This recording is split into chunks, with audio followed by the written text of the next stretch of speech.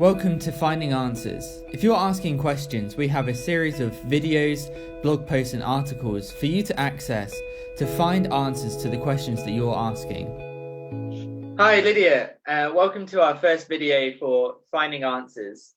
So today we're asking the question, how do we make sense of our broken world? Thanks so much for joining us.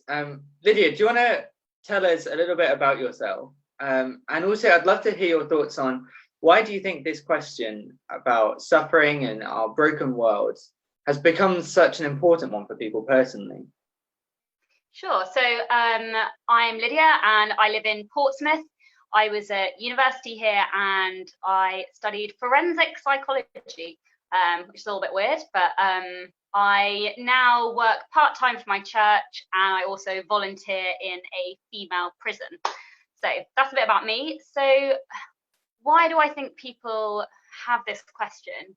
I'd probably say people tend to have the question when they themselves have experienced some kind of suffering. So I know for my friends, those questions come up when, I don't know, someone in the family has cancer, or when someone who's young has died early, or if there's a worldwide pandemic, something like that. I think when it is starting to personally affect somebody, that is when people start asking these questions and they're looking for answers. So why do you think it's such an important one? Why do you think it hits home so personally to people? And even those who aren't going through something themselves, when they just see others, why do you think it moves us so much? I think it affects people a lot because we live in a world where we we want justice, we want things to be fair. We see something happen and a consequence for that.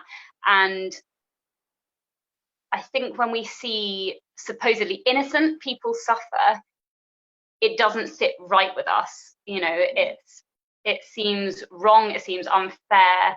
And I think just generally we as human beings like to be able to fix problems. We have so much technology in the world that makes our life easier, or whatever it is, to make life more bearable, make it ourselves an easier life. Whereas suffering is something that doesn't seem fair, it doesn't seem right. Who it's targeted at is random. I don't think we understand it. I think that's why I think people are searching for answers to questions that seem unanswerable. I think you really see that in the way that people respond to trying to find someone who is responsible, whether that is where place of suffering started, who was responsible for that, who was there someone who actively made it happen intentionally? Was there someone who let it happen, someone who should have acted sooner but didn't? And you see that in the media with debates about different governments around the world and how they've responded. In a way, we try to make sense of it by placing blame. I think it's one way we're trying to understand the causes of suffering. We want those answers, and one way is well, it started here. It's their fault, and So why do you think it's so hard for people to make sense of it? Around the world, it's probably one of the biggest questions that people ask. Why do you think suffering and the brokenness of our world is so hard to make sense of? I think it's so hard to make sense of because, like I said, there doesn't seem to be any obvious cause, any obvious reason for why certain people are targeted, for why the world is the way it is. I think, like you said, everyone's looking for who to blame, what is the cause. And I think because there doesn't appear to be a cause, especially in something like natural disasters or something like that, that's why a lot of people are so quick to point the finger, if you're a Christian, being like, well, if you have a God, then if he's all loving, if he's all knowing, if he's all powerful, why does he do this? People want someone to blame, someone to be the cause, just so that they can almost be angry at the cause when there is suffering. And I think if you can locate the cause, you can remove it. Yeah. And I think that may be why there's stuff behind the gut reaction to say, well, if this is God's world, why is it this way? Wouldn't it be better to believe that it's not God's world? Well, I think it's hard anyway, even if you're not talking about religion. I think if you are in hospital and you don't know how long you're going to be there, it's hard to make sense of it. I think that's why it was so disorientating when everybody went on lockdown. Even businesses, companies trying to figure out what's our plan. Well, we don't know. People planning things, holidays being cancelled. Well, is July okay? Well, do we know? Do we not? What about big days? How do we make sense of not being able to have as many people as we'd like at a funeral? I just think it's really hard to make sense of what we should be feeling. But I think even as a Christian, it can be difficult as well. Can you just share some light on why do you think it's really difficult even as Christians to make sense of the brokenness in our world? I think there's probably maybe like two sides to it. There's the side which we've kind of been talking about, that whether you're a Christian or not a Christian, it doesn't seem to make sense. There is those natural questions. Why is this happening? Where does it come from? Like, what is the purpose of it? I think there is all those normal struggles, just as everyone else has. And like I said, if you're Christian, you have people who aren't Christians saying, well, if this doesn't fit with God's character, if he is loving, if he is knowing, if he is powerful, why doesn't he do something about it? Does he not care? So I think there's those questions to battle with if you are a Christian. But I think probably more for me, it's not necessarily the question of God's character that's at stake. It's more the having to let go of the control that, like you were saying, with this lockdown, you can't plan ahead, you can't do anything, it's out of your control. I think with suffering, and being a Christian, it's a little bit like that. Like, why is this happening? Like, I want to know the reason behind it. I want to know if it's for a reason. I want to know the purpose behind it. If when is it going to end? Like, I think for me as a Christian, I find it harder because I am limited by my perspective, and I know God is good and he is loving, and what I am going through or what this world is going through is for a reason, it is for a purpose. But the struggle for me is that I don't have God's perspective. So I am very limited, and therefore it leads me to question, like, what good is coming out of this? I might know there is a reason, there is a point to it all, but I'm failing to see it in the moment because I don't have that broader perspective. Yeah, I think it can be really difficult because knowing what the Bible says about God's character and who Jesus revealed him to be, and we think about the way that the world was made to be good, it seems so unlike that, especially when we see that in the news. And the Bible doesn't shy away from that.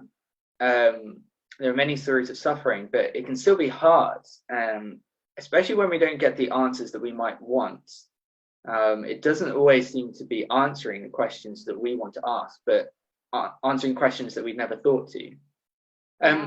Do you think people can be confident that Christianity does have an answer to the problem of the brokenness in our world? I think that's a tough question, because I think it does have the answers, but it might not be the answers that people are wanting. They're wanting the kind of almost the human answers, but that's not necessarily what God reveals to us through his word. I think we can want the answers we want, but God actually gives us different answers. So I think, yes, we can be confident that there is a kind of response to suffering, but it might not be the answer that we particularly want, or that your friend is looking for in that moment they want answer A, but actually there is a bigger answer behind it all. Yeah, I think the fact that it is a problem also gives us some hope. I think I think in my hardest times, when I've gone through things that have been really difficult, I remember one time being in hospital, and I was there I didn't know how long I would be there for. I was diagnosed with some chronic illnesses. And I remember thinking, I don't know why God has put me here, or if that's the right language to use, or why am I here? Why we could allow it? But I did think to myself, I can't give up on knowing that there is a God, because if I did, I couldn't say that this was wrong. It just is the way that the world is. And in fact, it's the way we've come to adapt as a species to be stronger. And if there isn't, not just if there's no God, but if there's no eternal hope as well, well, then the burden is on us to have the best life we can now. But that's not always possible for people. I was okay in the end, but there were people in my ward who were really suffering. And it just made me think, if this is not all the intentional design of a creator who loves us, who has offered us hope that goes beyond death, if there's no God in this universe, if this is all it is, then why does anybody in this world matter? But I guess Christianity gives us the answer that it is a tragedy because everybody matters. And that's what we all feel instinctively when we are suffering from loss, when we are looking at the news. We feel that the world shouldn't be this way. But we don't have a reason to say that unless there is a God who made it to be one way, and if there is hope for things being restored. Yeah, and I think that's where, for non-Christians, that's really difficult, because that's not the answer they want. They want this world to be fixed. They want this world to be sorted. But I suppose as a Christian, we have hope beyond the grave, and that can be jarring for non-Christians. This world is everything. This is what matters. My life here, like, I need to make the most of it. This is all there is. And so I think that's when I said, like, it might not be the answer they're expecting, because they want the solution right here, right now, to sort my life out and what is going on around me. So. And I think when people hear, well, the hope is beyond the grave, people can then think, well, that's great for those who are dying. Is that just wishful thinking? It seems so out of reach. What about me here and now? But actually, I think it for what we've just said, it is relevant to here and now in this life, because it means that I'm free from the pressure of having my best life now. It's not just Christianity is not a good vibes only faith. It's let's take our suffering seriously. Let's grieve about it. Let's be angry that the world is broken, and yet we don't do so hopelessly.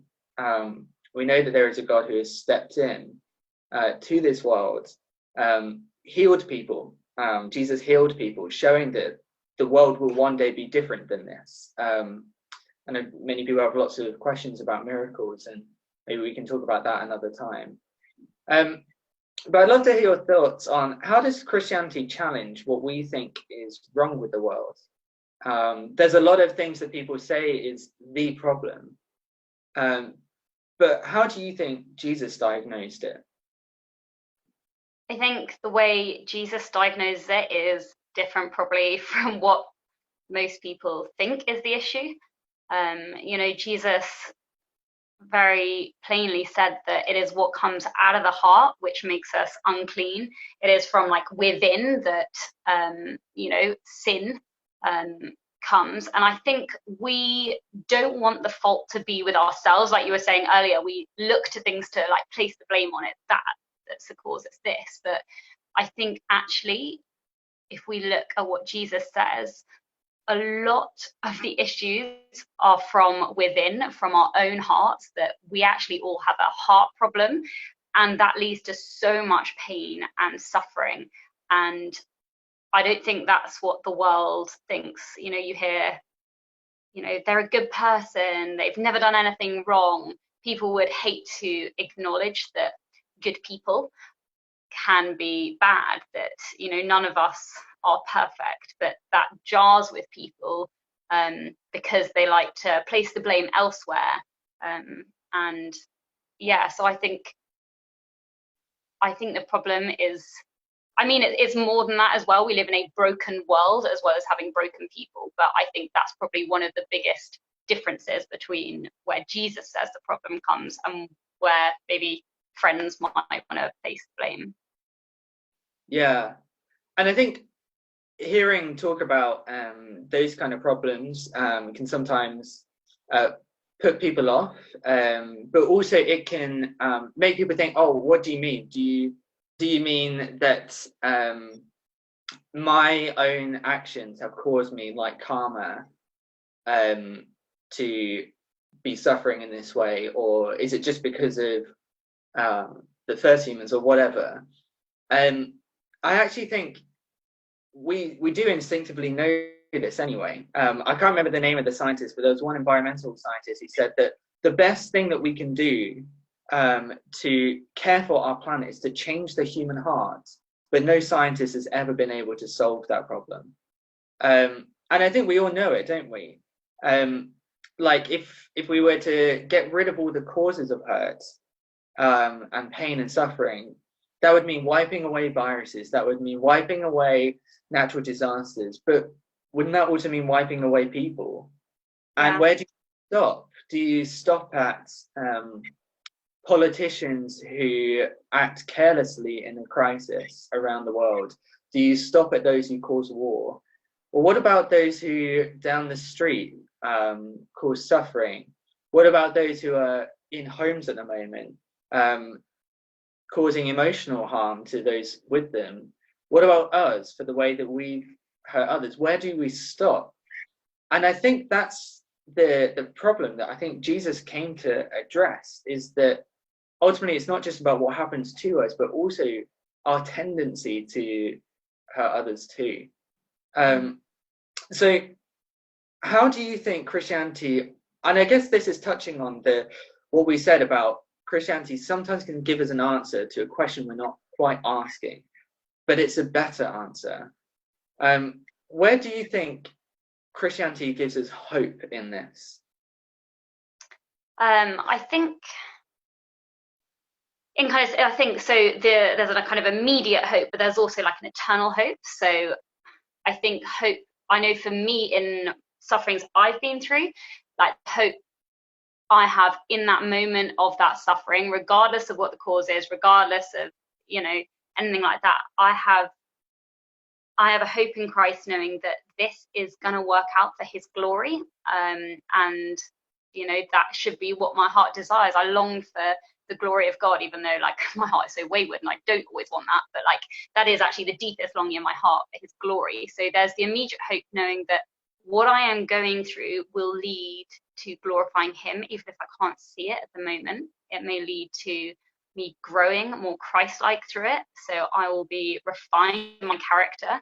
So I think they're the kind of immediate hopes that I can have. But there is the eternal hope, like we've talked about, the hope beyond the grave. So after we die, the new creation, there will be a new heavens and a new earth that will be perfect. There will be no sin, no pain, no suffering. And as a Christian, we know that, you know, heaven is eternal. That is where we're supposed to be. That is like our ultimate life. This is almost just a kind of trailer for the main event. So whatever we're going through now is nothing compared to the glory that we will see in heaven. And so there is that eternal hope that actually this isn't it. This isn't it. The world likes to think that, you know, my life here and now is what matters ultimately, but it's not. If you're a Christian, you know there is something greater that matters. And so, yeah, there is perspective and the hope of a perfect life in heaven forever. Yeah. And I think the story of what Jesus did is so important in helping us understand why that's the case, because I think knowing that there is going to be a world where everything is made new gives us hope personally, but we also want to know, is God going to take the injustice in the world seriously? And I think that's what you see in the life of Jesus. His followers were so unconvinced by the idea that he would have to die. They thought that Jesus came to rescue them from some of the problems that were going on in the world at that time. But he kept saying over and over again, no, the problem isn't just that. It's what we've used the word sin, which Jesus uses to describe our human tendency to mess things up and to walk away from God.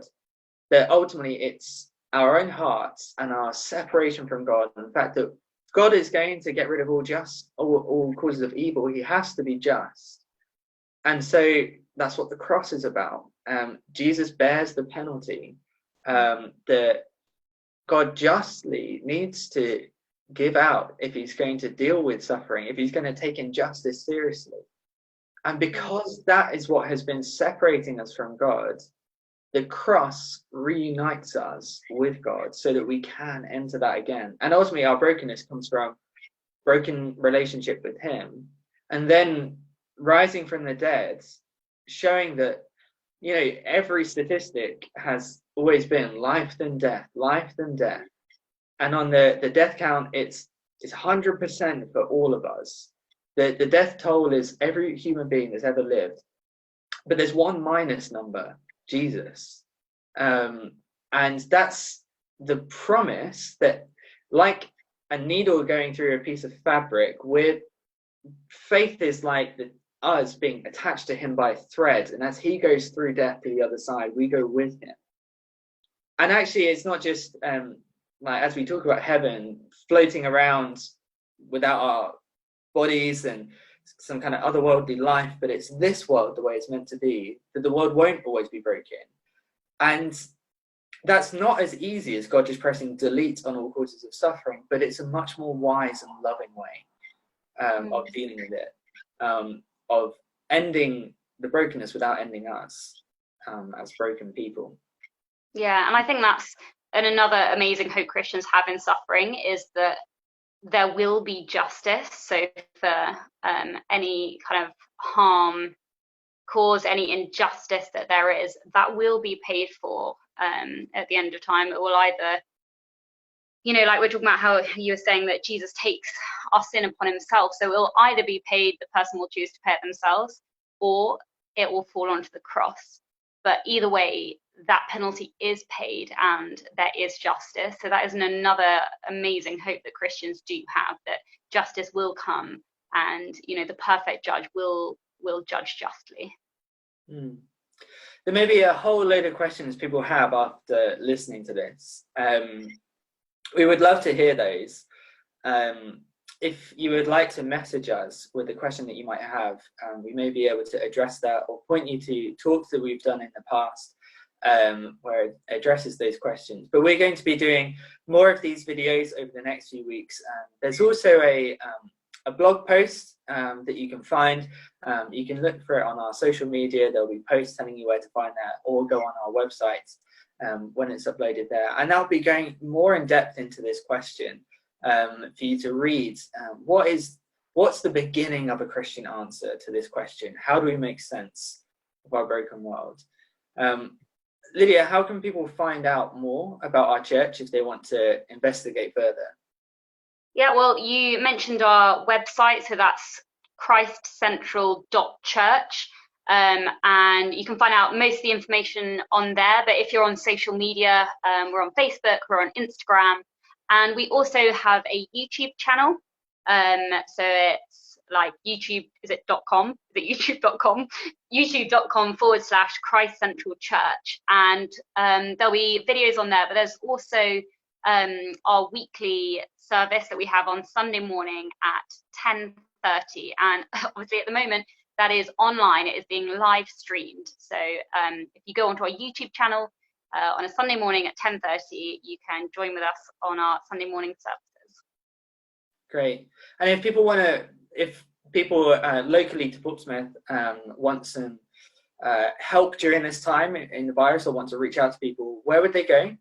So our church has set up their own kind of coronavirus like webpage. So it's christcentral.church/COVID-19. And that is a webpage that you can go on if you are needing any help at this time, or you maybe want to offer help yourself. That's a best place to go to get in touch and get the help you need. Great. Thanks so much for joining me today, Lydia. We're going to be doing more of we're going to be doing more of these finding answer videos in the next while, and I hope you find them helpful as you're asking questions to begin finding answers. Thanks so much, Lydia. Thanks, Bobo. Bye. If you're asking questions, we'd love to help you begin finding answers. You can find out more on our social media or on our website. And join us for church on Sunday at christcentralchurch.online.